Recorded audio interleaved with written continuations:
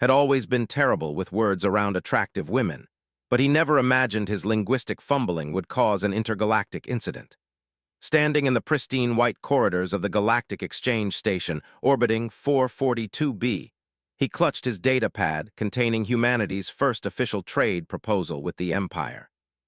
The station buzzed with activity as dozens of alien species conducted business in the neutral zone.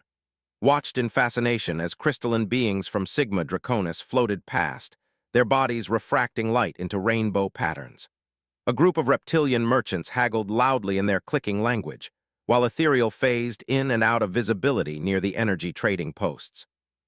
But it was the delegation from Zephyr Prime that captured his attention completely. They were humanoid in appearance, standing slightly taller than most humans with elegant, elongated limbs. Their skin possessed an otherworldly luminescence that seemed to shift between pale silver and soft gold depending on the lighting. Most striking were their eyes, which held flecks of starlight that actually twinkled like distant suns. Ambassador led the delegation with the bearing of someone accustomed to command. His silver hair was braided with what appeared to be actual metal threads, and his formal robes bore the complex geometric patterns that denoted high rank in their society. Beside him stood two advisors and a translator, all maintaining the stoic expression that seemed typical of their species. And then there was her. Tried not to stare, but found his eyes drawn repeatedly to the young woman standing slightly behind the main delegation. She appeared to be some sort of aide or junior diplomat, carrying herself with quiet confidence despite her apparent lower rank. Her hair cascaded in waves of the deepest midnight blue, with silver strands woven throughout that caught the station's artificial lighting. Unlike the formal attire of the others, she wore a simpler outfit that somehow managed to be both practical and elegant.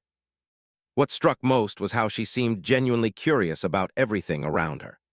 While the senior diplomats maintained their diplomatic masks, her starlight-flecked eyes wandered with barely contained wonder at the diverse collection of species and technology surrounding them. Mr. Director Sarah's voice snapped him back to attention. They have agreed to preliminary discussions about our proposal. This is unprecedented access to their markets, so please don't mess this up. Nodded, adjusting his translator earpiece. Humanity had been trying to establish trade relations with the Empire for 3 years, ever since first contact. They controlled some of the richest mining systems in this sector of the galaxy, and their technology was centuries ahead of human capabilities. A trade agreement could advance human civilization by decades. The meeting room was circular with a transparent aluminum dome that offered a breathtaking view of the planet below. 442b swirled with bands of violet and teal clouds, its 3 moons visible as crescents in the star-filled sky. Ambassador took his seat across from the human delegation, his expression unreadable.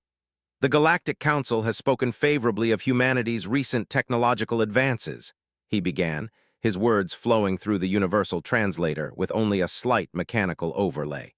However, the Empire must be cautious about new partnerships. Opened his data pad and began the presentation he had rehearsed dozens of times. He explained humanity's innovations in quantum computing, their breakthrough in sustainable energy production, and their unique approaches to terraforming that could benefit worlds throughout space. Throughout the presentation, he found his attention drifting to the young aide. She leaned forward slightly when he discussed human agricultural techniques, her eyes widening with what seemed like genuine fascination. When he mentioned Earth's biodiversity preservation efforts, she whispered something to one of the advisors, who nodded approvingly. The formal presentation concluded without major incident, and Ambassador suggested a recess before moving to specific negotiations. As the group separated for private consultations, noticed the young aide lingering near the observation windows, gazing down at the planet below. His diplomatic training told him to stay with his team, but something about her solitary contemplation drew him over. She seemed so different from the formal, distant demeanor of the other. There was a warmth about her that reminded him of the genuine curiosity that had first drawn humanity to the stars. "Beautiful view," he said in English, then realized his mistake and switched to Standard Galactic. "The planet, I mean, 442b, we don't have anything like this in human space." She turned toward him, and he was struck again by those remarkable eyes. Up close, the starlight effect was even more pronounced, like looking into a nebula. "You are the trade negotiator." That's me, though I have to admit, this is my first major diplomatic mission. Usually I just handle cargo manifests and shipping contracts. He gestured toward the planet. Must seem pretty routine to you, though, traveling to different worlds. A small smile played at the corners of her mouth. This is actually my first assignment outside space. I am Lyra, Junior Cultural. I study how different species interact and communicate. Cultural, that sounds fascinating. I bet you've learned some interesting things about humans. Very much so. Your species is quite unique in many ways. She paused, seeming to consider her words carefully. Most species become more formal and rigid as they advance technologically, but humans seem to maintain their emotional expressiveness and individual creativity even as your civilization progresses. Felt himself relaxing as they talked. Despite being from different worlds, there was something easy about conversing with Lyra. She asked thoughtful questions about human culture and seemed genuinely interested in his responses. When he mentioned his hobby of growing earth vegetables in hydroponic gardens, her eyes lit up with curiosity. You cultivate plant life for pleasure, not just sustenance? She asked. Well, yes. There's something satisfying about nurturing something from seed to harvest. Plus, nothing beats the taste of a tomato you grew yourself. He laughed. Sorry, that probably sounds primitive to someone from an advanced civilization like yours. Not at all. They have largely automated our agriculture. We are very efficient, but perhaps we have lost some connection to the growing process. She looked thoughtful. I would very much like to see these gardens of yours sometime. The conversation continued as they walked slowly around the observation deck. Found himself sharing stories about Earth, about his childhood in the vertical farms of New Singapore, about humanity's first tentative steps into space. Lyra listened intently, asking questions that showed she was really thinking about what he said. In return, she told him about Zephyr Prime, about cities that floated in the clouds of gas giants, about the great libraries where her people stored the accumulated knowledge of. Her passion for learning about other cultures was infectious, and found himself wishing this conversation could continue indefinitely. They had been talking for nearly an hour when Director's voice crackled through his comm unit. We need you back for the next session. As they walked back toward the meeting room, Lyra mentioned that the evening would conclude with a formal reception where all the delegations could mingle informally. Perhaps we could continue our conversation then, she suggested. I'd like that very much, replied, then impulsively added, I have to say this whole experience has been much more enjoyable than I expected. Usually these diplomatic functions are pretty stuffy, but talking with you has been the highlight of my day. You're quite remarkable. He meant it as a general compliment about her intelligence and warmth, but the moment the words left his mouth, he realized how they might be interpreted. The translator would have rendered his comment in a way that could easily be taken as a personal compliment about her appearance. Lyra stopped walking, her luminescent skin shifting to a distinctly warmer gold tone. For a moment she just stared at him and felt his stomach drop as he realized his mistake. I mean, he stammered, I was talking about our conversation, about how interesting and insightful you are, not that you're not attractive because you obviously are very beautiful, but that's not what I meant to say, I was just. The warmer tone of her skin deepened, and her starlight eyes seemed to shimmer brighter. Then, to his amazement, she smiled. Not the polite diplomatic smile he had seen her use with others, but a genuine expression of delight that transformed her entire face. Say that once more, human, she said softly, her voice carrying a teasing note he hadn't heard before. Felt his own face heating up. Which part? He asked weakly. The part where you called me beautiful. Her smile widened, and there was definitely mischief dancing in those starlight eyes now. I do not believe any member of another species has ever said such a thing to me before. Oh, well. Realized he was starring and forced himself to look away, then immediately looked back because those eyes were absolutely mesmerizing. You are beautiful, I mean, objectively speaking, from a human perspective, which is the only perspective I have, so I can't really speak for other species, but yes, very beautiful. Lyra's laugh was like silver bells, musical and genuine. You are quite different from what I expected of human diplomats. Is that good or bad? I believe it is very good indeed. They had reached the meeting room, where both delegations were reassembling. Lyra's skin tone gradually returned to its normal silver-gold shade, though her eyes retained that extra sparkle.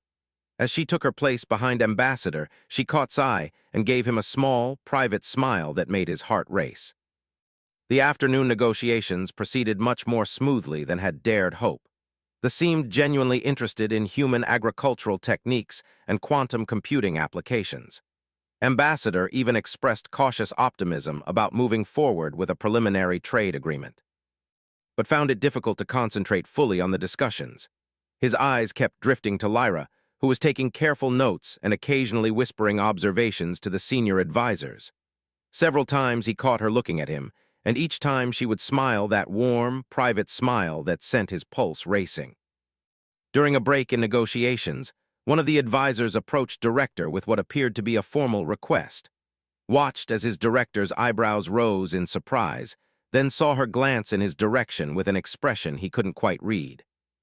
"What was that about?" he asked when she rejoined the human delegation. "They have requested that you specifically handle the cultural exchange portion of any future trade agreement," replied, studying him intently. "Apparently, your approach to communication has made quite an impression." Felt his cheeks warming again as he noticed Lyra watching their conversation with obvious interest. "I just tried to be friendly and honest. Isn't that what diplomacy is supposed to be about?" "In theory, yes. In practice, most diplomatic exchanges are far more formal and cautious," smiled. "Whatever you did, keep doing it. This is the most progress we've made with it since first contact."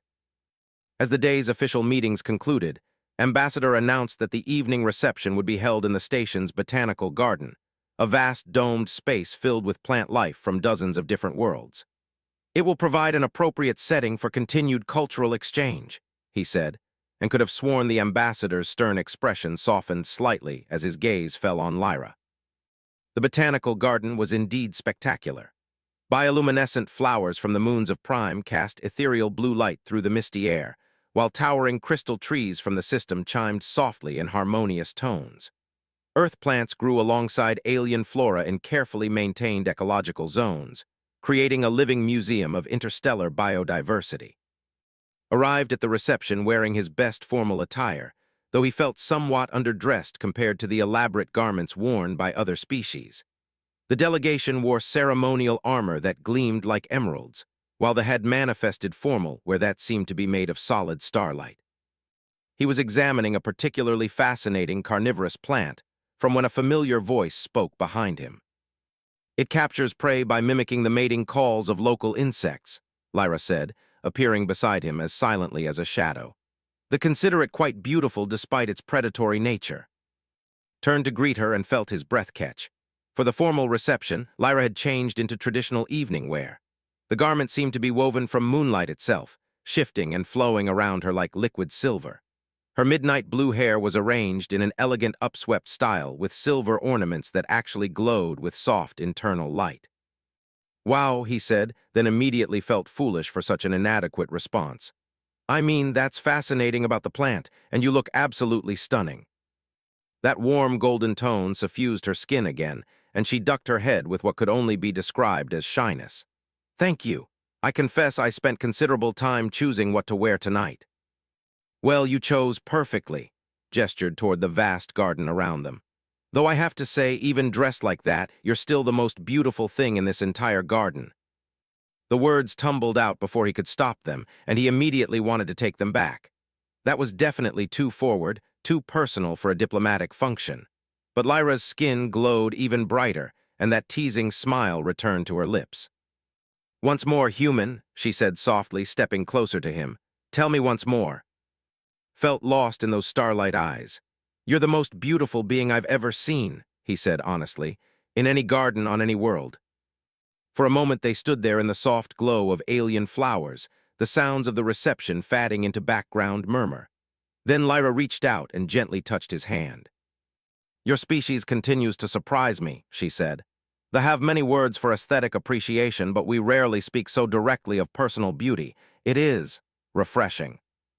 "I probably shouldn't be saying things like that at a diplomatic function," admitted.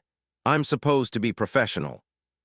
"Perhaps," Lyra agreed, "but I find I very much enjoy this human custom of direct compliments."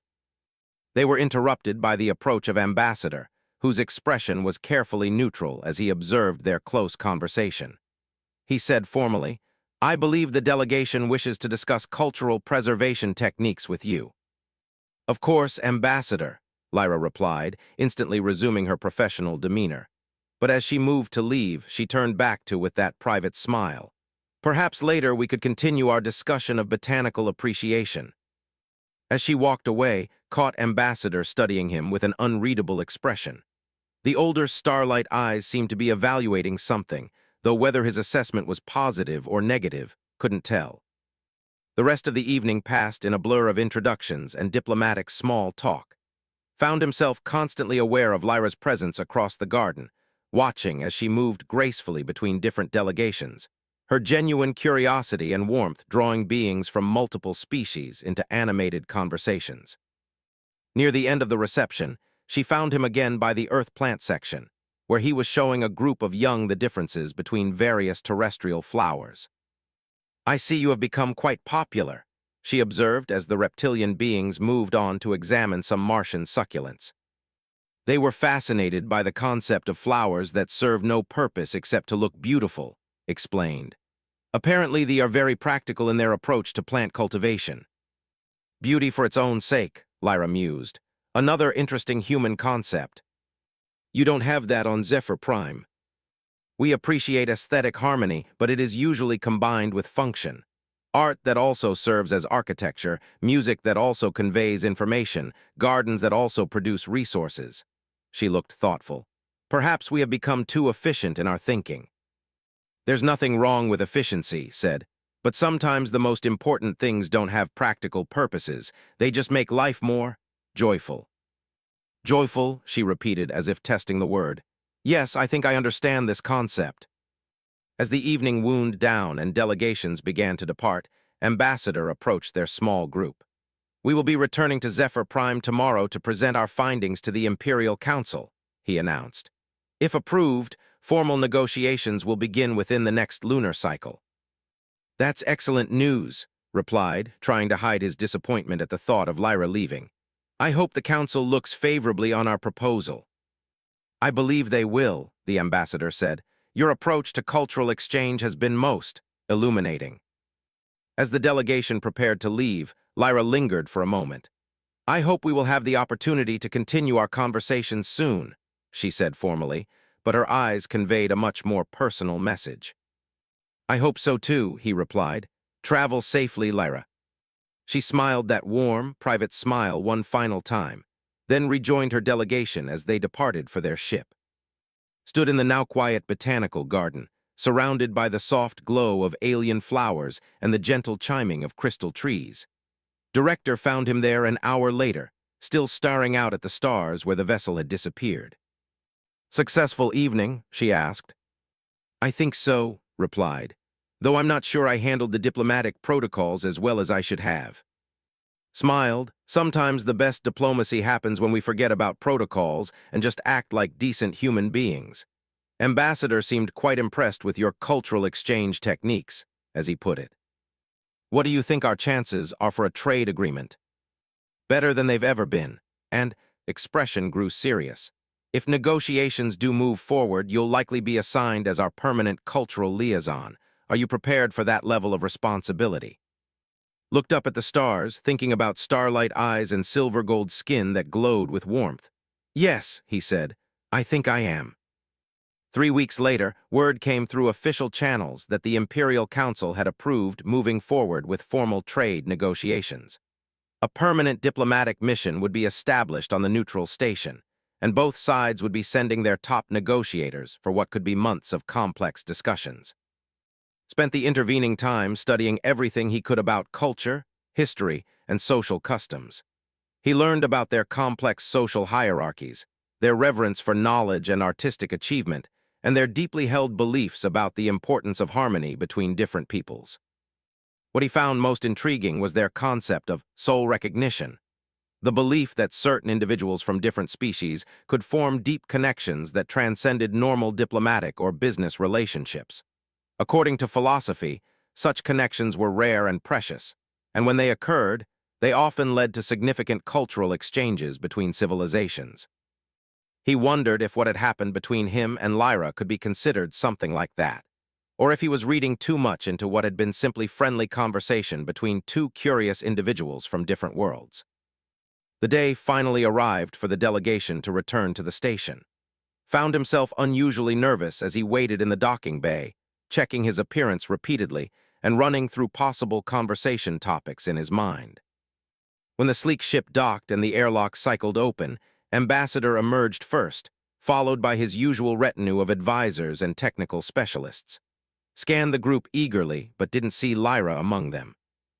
His heart sank as he realized she might not have been included in this mission. Perhaps her role as cultural had been temporary, or maybe the ambassador had decided that personal connections were inappropriate for formal negotiations. But then a second group emerged from the ship, and there she was. Lyra had changed during their time apart. Gone was the uncertain junior diplomat he had met before. She carried herself with new confidence and authority, her bearing suggesting she had been given additional responsibilities and rank. Her attire was more formal now, incorporating the geometric patterns that denoted higher status in society. When their eyes met across the docking bay, her face lit up with that same warm smile that had captivated him before. She raised one hand in a subtle gesture of greeting and felt his nervousness evaporate. The formal welcoming ceremonies passed in a blur. Ambassador delivered the traditional diplomatic greetings, outlined the agenda for the coming negotiations, and expressed hopes for a productive partnership between their peoples. But attention was focused on Lyra, who seemed to be watching him with the same intensity. When the ceremonies concluded and the groups dispersed to their respective quarters, lingered in the corridor, hopping for a chance to speak with her privately. His patience was rewarded when she appeared at his side as if materialized from the shadows. "Hello again," she said, and her voice held the same warm tone he remembered. "Hello, Lyra, you look—" He paused, remembering how his compliments had affected her before, then decided to be honest. "You look incredible, more confident, like you've grown into yourself." That familiar golden glow suffused her skin. "Say that once more, human," she said with that teasing smile, "about looking incredible." Laughed, delighted that she remembered their running joke. "You look absolutely incredible, Lyra, more beautiful than ever, but also stronger, more sure of yourself. The Imperial Council was quite impressed with my cultural analysis reports," she explained, her skin growing even more golden. "I have been promoted to senior cultural and given broader authority to establish protocols." "That's wonderful, congratulations," felt genuinely proud of her advancement. "So what does that mean for the negotiations?" "It means," Lyra said, stepping closer to him with that mischievous smile, "that I will be working very closely with the human delegation's cultural liaison, assuming, of course, that position is still yours." "It is," confirmed, his pulse quickening at her proximity. "I've been studying customs and philosophy to prepare." "Have you indeed? And what have you learned?" Found himself drowning in those starlight eyes again. "I learned about soul recognition, about connections that transcend normal diplomatic boundaries." Lyra's expression grew serious, though the golden glow in her skin remained. "That is a very advanced concept in our philosophy. What did you think of it?" "I think," said carefully, "that sometimes two people from different worlds can understand each other in ways that surprise everyone involved." For a long moment they stood there in the corridor, the space between them charged with possibility. Then footsteps approaching from around the corner caused them to step apart, resuming appropriate diplomatic distance. Director appeared, looking pleased to see them together. "Ah, perfect. I was hopping to catch you both. The preliminary schedule calls for extensive cultural exchange sessions over the next several weeks. I trust you'll be able to work together effectively." "I believe we will manage quite well," Lyra replied formally, though her eyes sparkled with hidden amusement. "Excellent. I'll need you to review the updated protocols before tomorrow's session. And thank you again for your insights into improving our communication methods." As departed, Lyra turned back to, "I should return to my quarters as well. Tomorrow will be a busy day." "Of course, but Lyra," caught her hand gently as she turned to leave, "I'm very glad you came back." Her skin glowed so brightly it was almost like a sunset. "Tell me once more, tell me you are glad I am here." "I'm more than glad," he said honestly. "These past 3 weeks, I kept thinking about our conversations, about your curiosity and intelligence and kindness. I missed talking with you. I missed your laugh. I missed the way your eyes light up when you're interested in something. Once more, she whispered, stepping closer again. I missed you, Lyra, more than I probably should have, given that we barely know each other. But I did. This time when she smiled, it was soft and wonder-filled rather than teasing. I missed you as well. Perhaps tomorrow we can begin to remedy the situation of barely knowing each other. As she walked away toward the quarters, her silver gown flowing around her like liquid starlight, realized that the next phase of negotiations was going to be far more complicated than anyone had anticipated. But as he watched her disappear around the corner, he found he was very much looking forward to those complications. The next morning arrived with the artificial dawn cycle of the space station, but had been awake for hours. He stood at his quarters observation window, watching the slow rotation of 442b below while nursing his third cup of coffee and trying to organize his thoughts about the coming negotiations. More specifically, he was trying to figure out how to maintain professional composure while working closely with someone who made his heart race every time she smiled. The cultural exchange protocol's director had mentioned turned out to be extensive. The morning briefing outlined a complex schedule of joint working sessions, shared meals, and collaborative research projects designed to build trust and understanding between the human and teams. Would be spending several hours each day working directly with Lyra on everything from linguistic nuances to social customs. They have specifically requested that cultural exchanges be conducted in informal settings, explained to the assembled human delegation. They believe that meaningful understanding only occurs when people can interact naturally, without the constraints of formal diplomatic protocol. Felt simultaneously thrilled and terrified by this news. Informal interactions with Lyra had already led to complications. More time alone with her would either result in genuine understanding or a complete disaster that torpedoed humanity's most important diplomatic initiative. The first joint session was scheduled to take place in the station's cultural center, a large space designed to accommodate the social customs of multiple species. When arrived, he found that they had already claimed a corner area near the floor-to-ceiling windows, arranging cushions and low tables in what appeared to be their traditional discussion formation.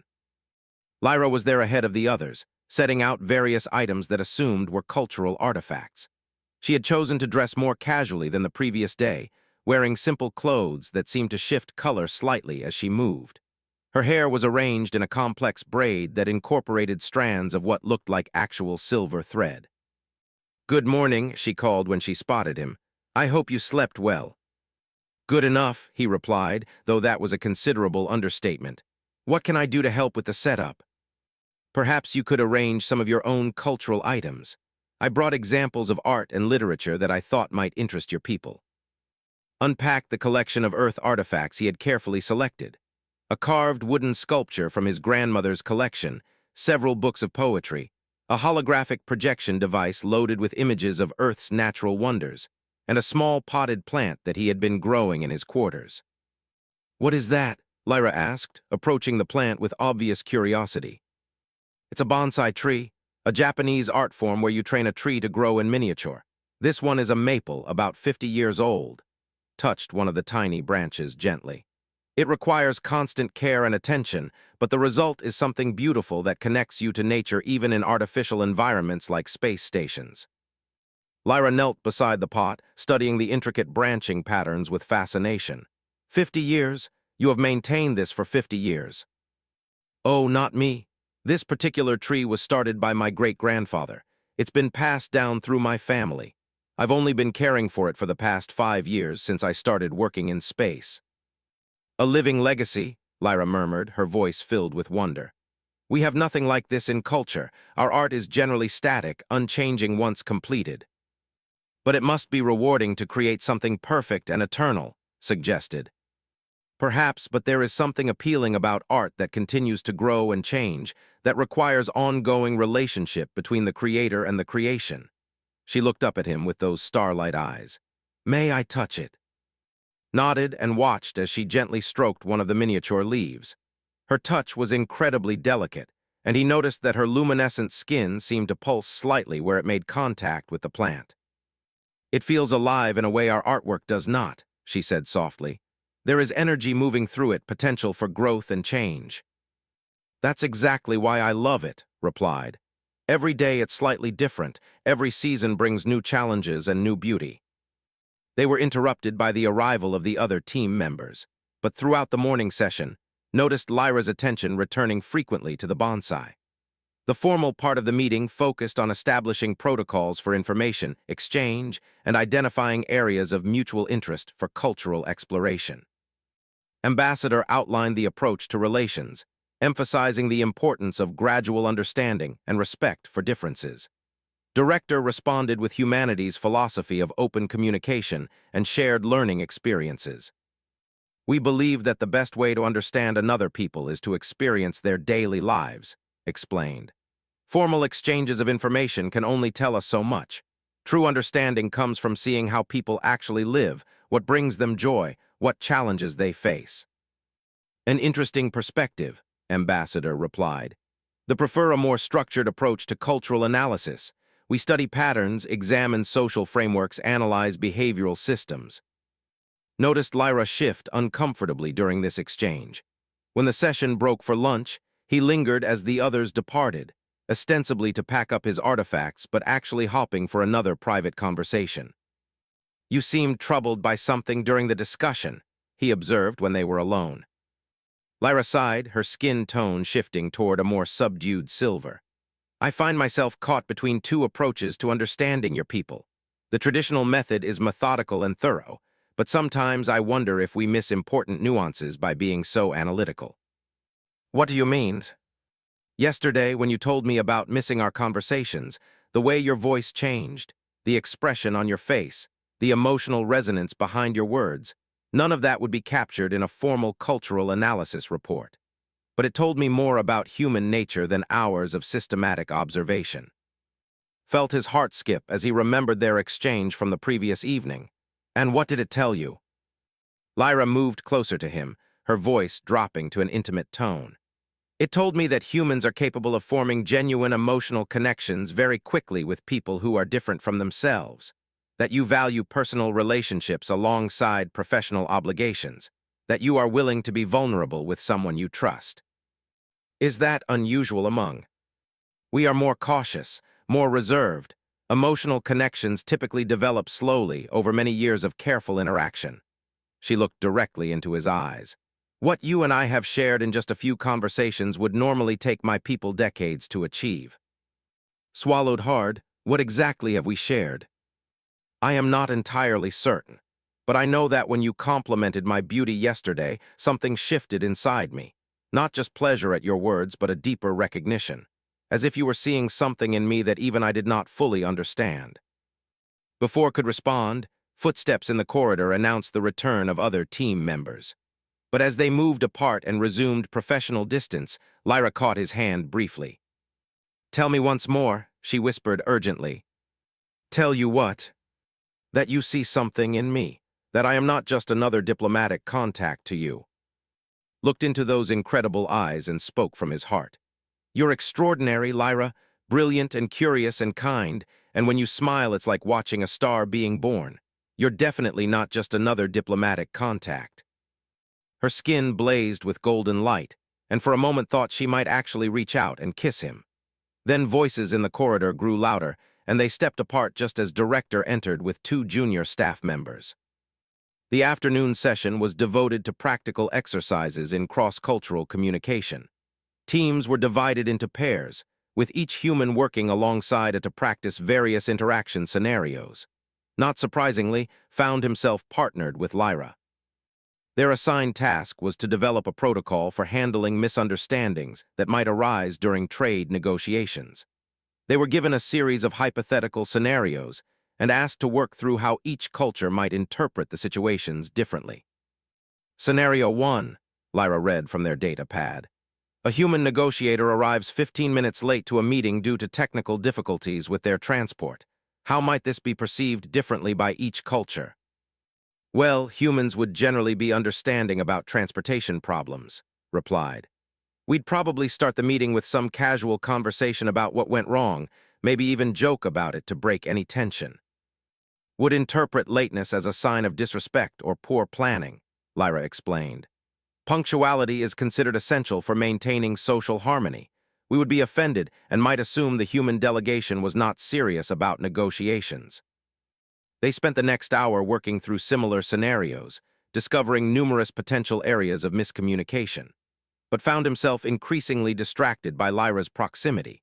When she leaned over to point out something on the data pad, her hair brushed against his shoulder, and he caught a subtle scent that reminded him of ozone after a thunderstorm mixed with something floral and exotic.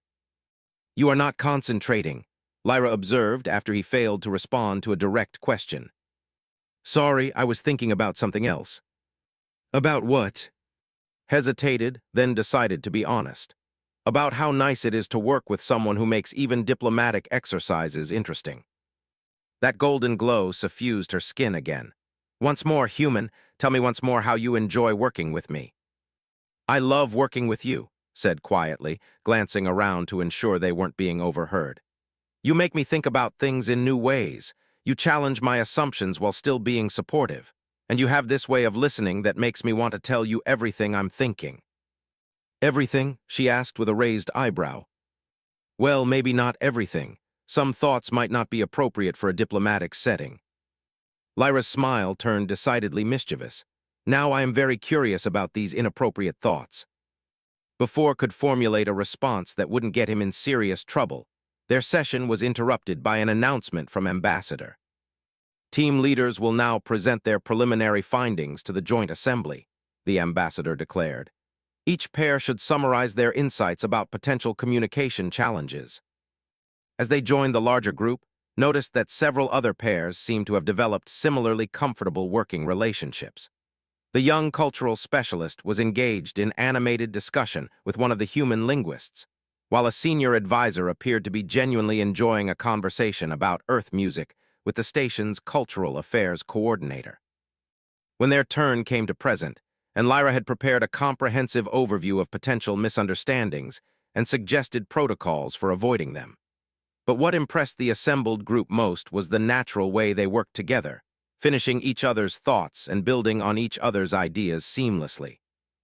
"Excellent work," Director commented when they finished. "You've identified some critical areas that could have caused serious problems if not addressed properly." Ambassador nodded approvingly. "The level of understanding you have achieved in such a short time is remarkable. Perhaps we should consider extending the cultural exchange period to allow for deeper collaboration." After the session ended, the various teams dispersed for individual consultations with their respective leadership groups. Was heading toward his quarters when he received a message on his personal communicator. "Meet me in Botanical Garden Section C in 1 hour. I have something to show you. L." Section C of the Botanical Garden turned out to be one of the quieter areas, featuring earth plants in a setting designed to resemble a terrestrial forest glade. Soft lighting filtered through artificial leaves, and the sound of a small water feature created a peaceful atmosphere completely different from the sterile corridors of the station proper. Lyra was waiting for him beside a grove of earth bamboo, but she was not alone. She had brought what appeared to be a musical instrument, something that looked like a cross between a harp and a flute, made from materials that seemed to capture and refract light. "What's that?" asked as he approached. "A resonance weaver," she replied. "It creates music by manipulating harmonic frequencies in the air around it." She touched one of the crystalline elements, and a soft, ethereal tone filled the clearing. "I thought you might like to hear some traditional music." For the next 20 minutes, Lyra played a series of haunting melodies that seemed to make the very air around them shimmer with sound. The music was unlike anything had ever heard, complex and mathematical, yet deeply emotional, as if the instrument were translating the songs of distant stars into something human ears could comprehend. "That's incredible," he said when she finished. "I've never heard anything so beautiful." "Tell me once more," she said, setting the instrument aside and moving closer to him. "The music is the most beautiful thing I've ever heard," repeated. "It's like listening to the universe singing." "And what about the musician?" she asked, that teasing smile playing at her lips.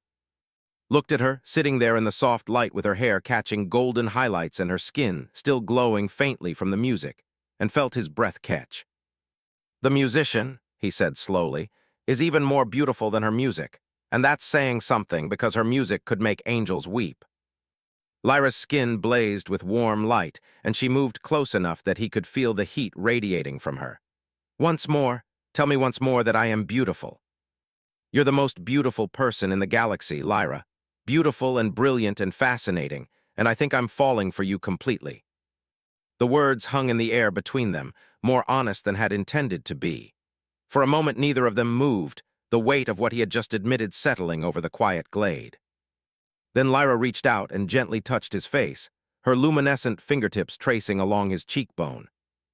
Your species continues to amaze me, she whispered. The directness of your emotions, the willingness to be vulnerable, the capacity to form such deep connections so quickly. Is that good or bad? I believe it is wonderful, she replied, moving even closer, though perhaps complicated for our respective diplomatic positions. Probably very complicated, agreed, but I can't bring myself to care about complications right now. For a moment it seemed they might kiss, the space between them charged with possibility. Then Lyra's communicator chimed with an urgent message, breaking the spell. Ambassador requests my immediate presence in the diplomatic suite, she read with obvious frustration. There has been some development requiring cultural consultation. Duty calls, said with a rueful smile. Unfortunately, yes. Lyra gathered her instrument quickly, then paused before leaving. What we discussed tonight. I know we need to be careful. Not just careful. We need to understand what this means for both of us, for our people's relationship, for the negotiations. She looked at him seriously. The concept of soul recognition that you mentioned yesterday, if that is what this is, it has significant implications in culture. What kind of implications? Soul recognition is considered sacred. When it occurs between individuals from different species, it is often seen as a sign that their peoples are meant to form deeper bonds. But it also creates obligations and expectations that go far beyond personal feelings. Felt a chill of apprehension. What kind of obligations? I am not entirely certain. It has been many generations since such a recognition was acknowledged between a member of another species. Lyra's expression was troubled. I will need to research the historical precedents and cultural protocols. And if those protocols conflict with what we feel for each other? Lyra's skin dimmed slightly, reflecting her uncertainty. Then we will face choices that could affect far more than just our own happiness. With that sobering thought, she hurried away toward the diplomatic quarters, leaving alone in the artificial forest with more questions than answers. As he made his way back to his own quarters, he couldn't shake the feeling that their situation had just become significantly more complicated than a simple attraction between two individuals from different worlds. The next morning brought news that would change everything. Ambassador had received communication from the Imperial Council regarding the trade negotiations, and he had called for an emergency joint session to discuss new developments. When the teams assembled, the ambassador's expression was more serious than had ever seen it. The Imperial Council has been following our progress with great interest, began. They are pleased with the level of understanding that has been achieved between our peoples in such a short time. However, they have also become aware of certain personal connections that have developed during our cultural exchanges. Felt his stomach drop as every eye in the room turned toward him and Lyra. Her skin had gone completely silver, all golden warmth drained away, and she was staring at her hands in her lap. The Council wishes to understand the nature of these connections and their potential implications for our diplomatic relationship, the ambassador continued. Specifically, they have questions about the concept of soul recognition and whether it applies to the current situation. Director looked confused. I'm not familiar with that term. Could you explain what it means? Ambassador's gaze fell on Lyra. Perhaps our senior cultural could provide clarification. Lyra stood slowly, her posture rigid with formal protocol. Soul recognition is a rare phenomenon in which individuals from different species form immediate and profound emotional connections that transcend normal social boundaries. According to our historical records, such connections often herald significant cultural and political alliances between civilizations. And the Council believes this has occurred here? Asked. The Council has received reports suggesting that possibility, replied carefully.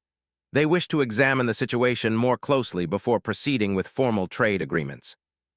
felt the weight of everyone's attention, and realized he needed to speak. Ambassador, if my personal conduct has created diplomatic complications, I take full responsibility. I never intended to jeopardize the negotiations.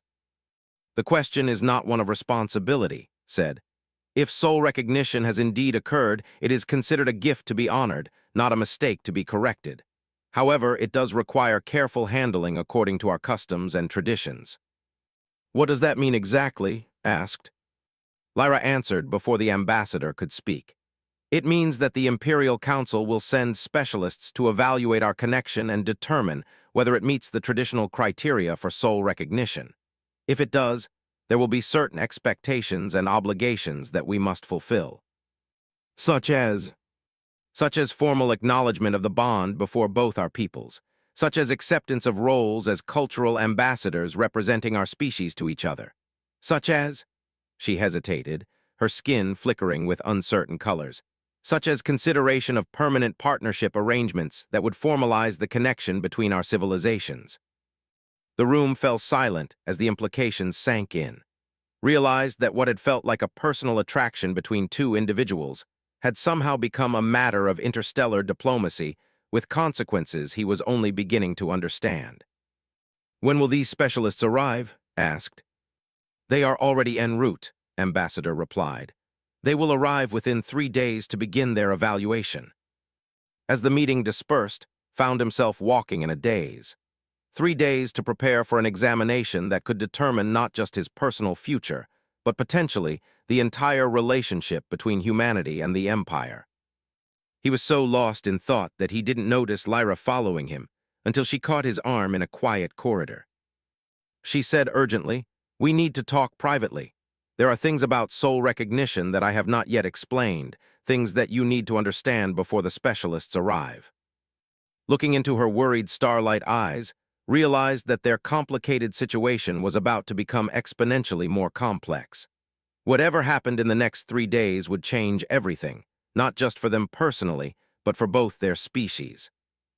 "Then we better talk quickly," he said, "because I have a feeling our time for private conversations is about to become very limited."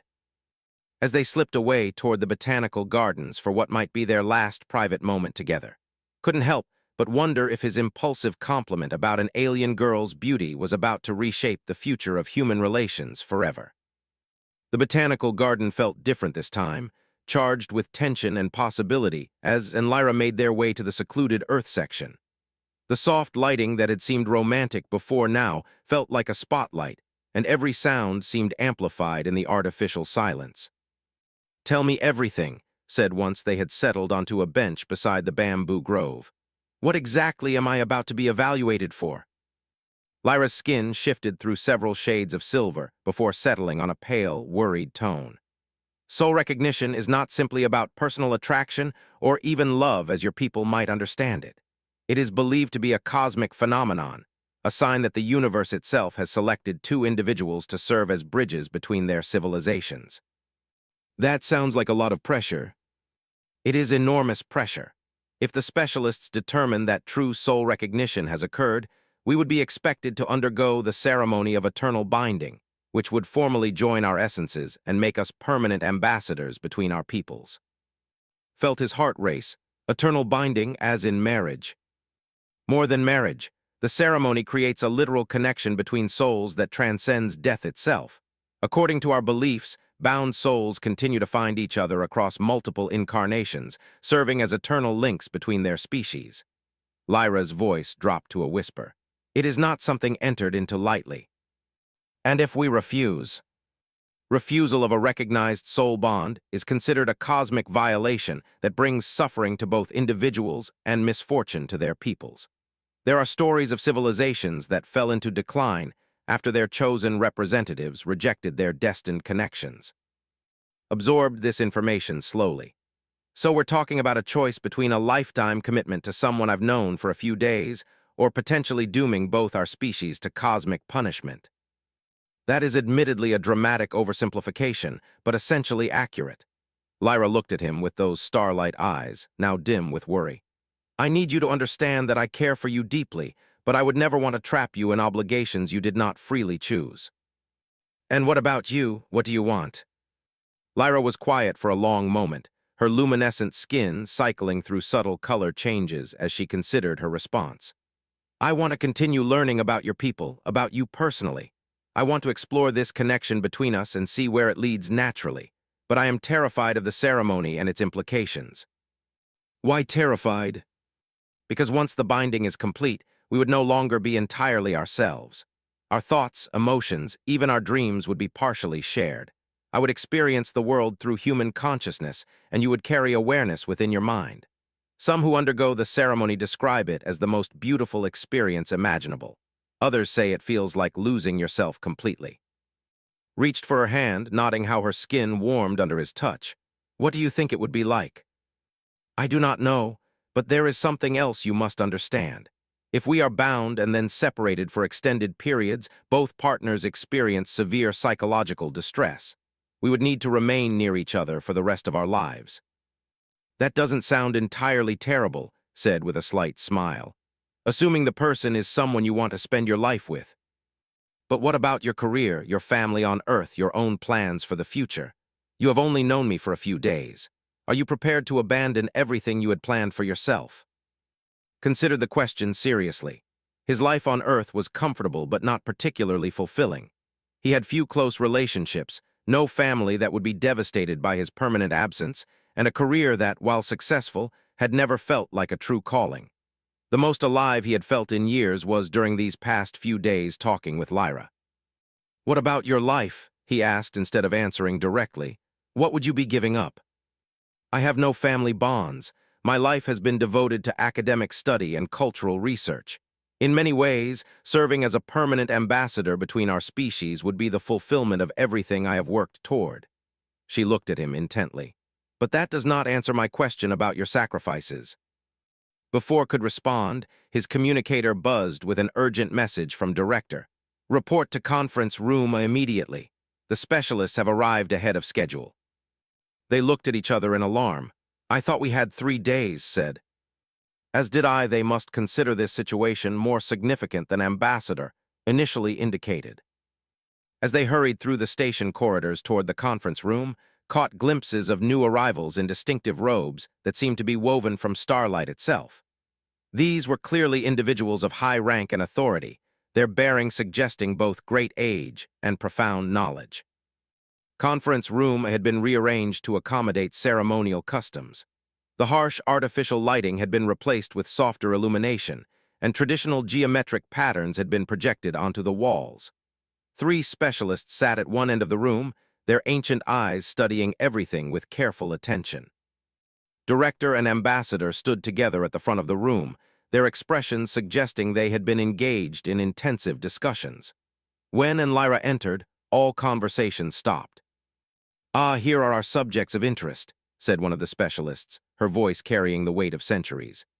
I am Elder of the Soul Recognition Council. These are my colleagues, Elder and Elder. We have come to evaluate the connection between of Earth and Lyra of Zephyr Prime. Felt like a specimen under examination as the 3 elders studied him with unblinking starlight eyes. Their gaze seemed to penetrate beyond his physical appearance, examining something deeper and more essential. The process of evaluation requires several phases, Elder continued. First, we will interview each individual separately to understand the nature and development of their connection. Second, we will observe their interactions under controlled conditions. Finally, if preliminary results are promising, we will conduct the test of recognition itself. What does that test involve? Asked. It is a mental and spiritual examination that reveals whether your essences are truly compatible on a cosmic level. If you pass, soul recognition is confirmed. If you fail, Elder's expression suggested that failure was not a pleasant experience. And if we choose not to undergo the test? Lyra asked quietly. Elder spoke for the first time, her voice like wind chimes in a gentle breeze. That choice is yours to make, child. But understand that refusing the test when soul recognition has been reported is considered a rejection of cosmic will. The consequences, while not immediate, tend to manifest over time. Director stepped forward. Elders, I appreciate the significance of this situation in your culture, but I must point out that Mr. is here as a representative of humanity, not as an individual free to make purely personal choices. Any decisions he makes could affect our entire species. Which is precisely why soul recognition is taken so seriously, Elder replied. It is not merely about personal connections, but about the destiny of civilizations. If and Lyra are truly soul-bound, their union would herald a new era of cooperation between your peoples. Felt the weight of responsibility settling on his shoulders like a physical force. How long do we have to decide about the test? The evaluation process will take 3 days, Elder explained. At the end of that time, you must choose whether to proceed with the test of recognition or formally decline and accept the consequences. Then let's begin, Lyra said, straightening her shoulders with determination. I would rather face uncertainty with full knowledge than live with questions unanswered. The individual interviews took place in separate chambers, with going first. Elder led the questioning, her ancient eyes seeming to read his very thoughts as she asked about his first impressions of Lyra, the development of his feelings, and his understanding of culture. Tell me about the first moment you noticed Lyra, she requested. Described the initial diplomatic meeting, how Lyra's curiosity and warmth had stood out among the formal delegations. She seemed genuinely interested in learning about other species, not just fulfilling diplomatic obligations. And what was your emotional response to her? At first, just professional appreciation. She was intelligent and engaged, but then hesitated. When I accidentally complimented her appearance, her reaction was so genuine and delighted that it changed how I saw her. She wasn't just a diplomat anymore, but a person with her own hopes and interests and sense of humor. Elder made notes on a device that seemed to capture not just his words, but somehow the emotions behind them. Describe your feelings during your private conversations. Found himself being completely honest about the growing connection he felt with Lyra, the way conversations with her felt both natural and significant, and his increasing awareness that she was becoming important to him in ways that went beyond professional collaboration. If soul recognition is confirmed and binding offered, what would concern you most about acceptance? The elder asked. The permanence, replied immediately. The idea of making such a profound commitment based on a few days of acquaintance, the responsibility of representing all humanity in this connection, the fear that I might not be worthy of such trust. And what would most attract you to acceptance? Thought carefully before answering. The opportunity to continue learning from and about Lyra, the chance to help build understanding between our species, the feeling that this connection is something rare and precious that shouldn't be discarded out of fear. After 2 hours of increasingly detailed questioning, Elder dismissed him to wait while Lyra underwent her interview. Spent the time packing the observation deck, watching the stars and trying to process everything he had learned. When Lyra emerged from her session 3 hours later, her skin was pale and she looked emotionally drained. How did it go? She asked wearily. Intense, you. They wanted to know everything about my thoughts and feelings, my cultural background, my understanding of the implications of soul recognition. She sat down heavily beside him. They also asked whether I would be willing to relocate permanently to human space if the connection were confirmed. What did you tell them? That I would go wherever the needs of our peoples required. But they explained more about what binding actually entails. It is not just spiritual connection, but literal sharing of consciousness. We would experience each other's memories, emotions, even dreams. There would be no privacy, no individual thoughts that the other could not access. Felt a chill of apprehension. That sounds overwhelming. It could be beautiful or terrible, depending on the compatibility of the individuals involved. Lyra looked at him seriously. The elders emphasized that while soul recognition indicates cosmic compatibility, it does not guarantee personal happiness. Some bound pairs thrive in their shared consciousness, while others struggle with the loss of individual identity. Before could respond, Elder approached them on the observation deck. The preliminary interviews are complete. Tomorrow we will begin the interaction observations. You will be required to spend several hours together while we monitor your emotional and spiritual resonances. What exactly will you be monitoring? Asked. Energy patterns, emotional synchronization, consciousness harmonics. If true soul recognition exists between you, these observations will reveal patterns that confirm the connection. The elder's expression softened slightly. I will tell you that the initial interviews were promising.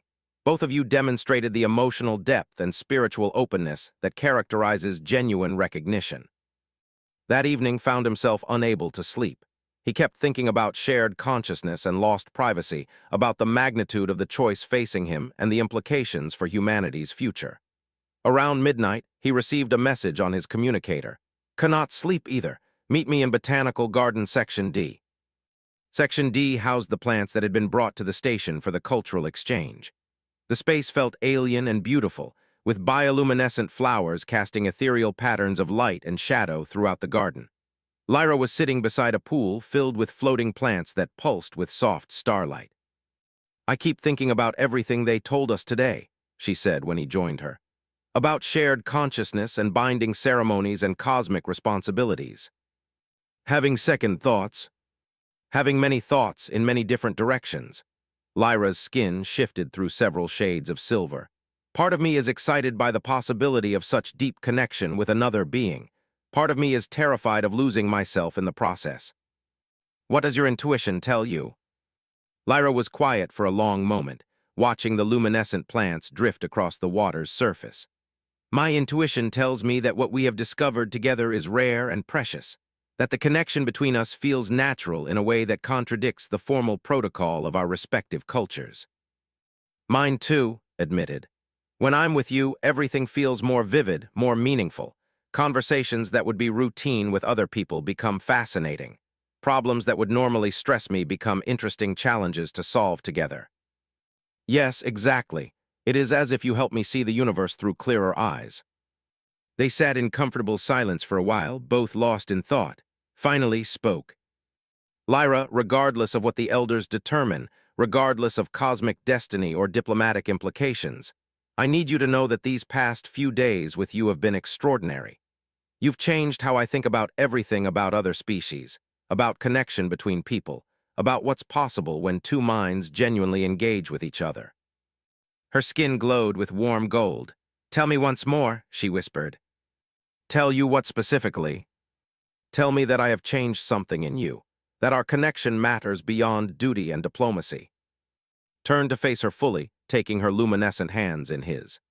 Lyra, you've changed everything for me. The way I see the universe, the way I think about relationships, the way I understand what it means to truly connect with another being. If we never see each other after this week, I will spend the rest of my life grateful for having known you. Her skin blazed with light, and tears that sparkled like liquid starlight gathered in her eyes. And you have shown me that it is possible to form profound connections across the vastness of space and difference. Before I met you, I thought true understanding between species was a theoretical ideal. Now I know it can be as real and immediate as shared laughter. This time when they moved toward each other, nothing interrupted them. The kiss was gentle at first, tentative and wondering, then deeper as they discovered that even this most human form of connection felt natural between them. Lyra's skin pulsed with warm light where they touched, and felt something like electricity singing along his nerves. When they finally separated, they were both breathing hard and staring at each other with amazement. That was, began. Unexpected, Lyra finished. I was not certain that physical affection would translate across our species' difference. It definitely translates. They held each other quietly for a while, watching the bioluminescent plants drift and pulse in the artificial starlight. Finally, Lyra spoke again. Whatever the elders determine, whatever tests we face or choices we must make, I want you to know that I am grateful beyond words for these moments with you. Even if everything becomes complicated and difficult. Especially then, beautiful things often require courage to preserve. The next morning brought the beginning of the interaction observations. The elders had arranged a series of activities designed to test emotional compatibility and spiritual resonance. And Lyra were asked to work together on problem-solving exercises, engage in philosophical discussions, and participate in artistic collaboration while sophisticated monitoring equipment tracked their responses. The first exercise involved a complex three-dimensional puzzle that required both logical analysis and intuitive insight to solve. As they worked together, noticed how naturally they fell into complementary patterns. When he became focused on methodical analysis, Lyra would step back and consider broader possibilities, and when she pursued an intuitive insight, he would work out the practical implementation. Excellent synchronization, Elder observed as they completed the puzzle in record time. Your thinking patterns complement rather than compete with each other. The philosophical discussions proved even more revealing. The elders posed ethical dilemmas and asked Lyra to work toward solutions together. On every topic, from resource allocation to individual rights versus collective good, they found themselves naturally building on each other's ideas rather than arguing opposing positions. This is unusual, Elder noted. Most pairs, even those with strong personal connections, display some areas of fundamental disagreement. You two seem to enhance each other's reasoning rather than challenging it. The artistic collaboration was the most challenging exercise. They were given raw materials and asked to create something beautiful together without any advanced planning or discussion of their artistic vision. Felt completely out of his depth. "I'm not artistic at all," he confessed to Lyra as they stared at the array of materials: clay, metal wire, bioluminescent paints, and crystalline structures that resonated with musical tones. "Neither am I in the traditional sense," Lyra replied. "But perhaps we can create something that represents our connection rather than trying to make conventional art." They began working intuitively, with Lyra shaping clay into flowing, organic forms while used the wire to create geometric structures that somehow complemented her curves. Without discussing it, they began incorporating the musical crystals into the sculpture, creating harmonic resonances that turned the visual art into something that engaged multiple senses. The result was unlike anything had ever seen, a sculpture that seemed to grow and change as the crystals responded to vibrations in the air, with bioluminescent elements that pulsed in patterns that reminded him of heartbeats or breathing. It was beautiful, but more than that, it felt alive and connected in ways that purely visual art could not achieve. "Extraordinary," Elder breathed as she examined their creation. "This demonstrates the kind of unconscious cooperation that only occurs between truly compatible souls." By the end of the second day, the elders had gathered enough data to make their preliminary assessment. They called Lyra together for the results. "The observations confirm what the interviews suggested," Elder announced. "You demonstrate all the classic signs of soul recognition, emotional synchronization, complementary consciousness patterns, intuitive cooperation, and spiritual resonance. However, confirming true recognition requires one final test." "The test of recognition itself," Elder explained, "involves a temporary merging of consciousness that allows us to examine the deepest compatibility between your souls. If you are truly meant to be bound, the merging will feel natural and harmonious. If not," he paused significantly. "What happens if we're not compatible?" asked. "Incompatible souls that attempt forced merging experience severe psychological trauma. The test itself is safe, but if you fail, you will both understand with absolute certainty that binding would be catastrophic." Elder leaned forward. "The choice is yours to make. We can conduct the test tomorrow, or you can decline and accept that soul recognition was not confirmed." Lyra looked at each other for a long moment. In her starlight eyes, he saw his own mixture of hope and terror reflected back at him. "We need some time to discuss this privately," Lyra said finally. "Of course, you have until tomorrow morning to decide." That evening found them back in the botanical garden, but this time in the central atrium, where plants from all the represented worlds grew together in carefully maintained harmony. The symbolism was not lost on either of them. "Are you afraid?" Lyra asked as they walked among the diverse flora. "Terrified," admitted. "Not just of the test, but of what happens afterward regardless of the results. If we fail the test, we'll know that everything we felt was somehow false or inadequate. If we pass," he trailed off. "If we pass, we face the choice of binding with all its implications." "What do you want to do?" Lyra stopped walking and turned to face him. "I want to know the truth, even if it hurts. These past few days have been the most meaningful of my life, but I would rather face painful truth than live with beautiful uncertainty." Nodded slowly. "I feel the same way. Whatever this connection is between us, it deserves to be fully explored and understood." "Then we take the test." "We take the test." The test of recognition took place the next morning in a specially prepared chamber that had been modified with consciousness-sharing technology. Lyra lay on adjacent platforms connected by crystalline formations that would facilitate the temporary merging of their minds. Remember, Elder instructed, do not try to force the connection or resist it. Simply allow your consciousness to touch and observe what happens naturally. As the crystalline formations began to resonate with harmonic frequencies, felt his awareness expanding beyond the boundaries of his own mind. It was like rising above his individual perspective and discovering that he could perceive the world through other eyes as well. Lyra's consciousness felt warm and bright, filled with curiosity and wonder and a deep capacity for connection. As their minds touched, experienced a moment of perfect understanding, not just of Lyra as an individual, but of the vast love for learning and growth that drove her, the loneliness she had felt among her own people before meeting him, and the joy she had discovered in their conversations. In return, he felt her experiencing his own inner landscape, his quiet determination, his deep longing for meaningful connection, his surprise at discovering that someone could understand and appreciate his thoughts so completely. The merging deepened, and for a moment they were not two separate beings touching each other's minds, but one consciousness experiencing the universe from multiple perspectives simultaneously. It was overwhelming and beautiful and terrifying all at once.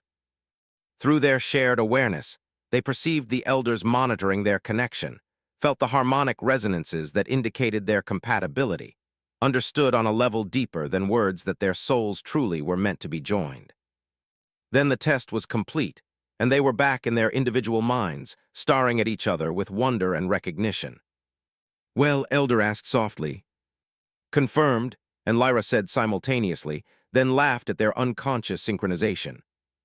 "Soul recognition is," Elder announced formally. "Of Earth and Lyra of Zephyr Prime are cosmically compatible and suitable for eternal binding if they choose to accept it." The weight of confirmation settled over them both. This was no longer theoretical or uncertain. They were, according to the most sophisticated tests available to science, literally meant to be together. "What happens now?" asked. "Now you choose," Elder replied. "The ceremony of eternal binding can be performed at any time you both consent to it, or you can decline, knowing that you are rejecting a cosmic gift." "How long do we have to decide?" "The binding must be completed within one lunar cycle of confirmed recognition, or the cosmic window closes, and the opportunity is lost forever." After the elders departed to report their findings to both governments, and Lyra found themselves alone with the most important decision of their lives. "1 month," Lyra said quietly. 4 weeks to choose between the most profound connection possible and maintaining our individual independence." "When you experienced the merging," asked, "how did it feel, really?" "Like coming home," she replied without hesitation. "Like discovering that I had been living as half a person without realizing it, terrifying and wonderful and absolutely right." She looked at him seriously. "What did it feel like for you?" "The same, like finding a missing piece of myself I didn't know was gone." Took her hand, noting how her skin warmed at his touch.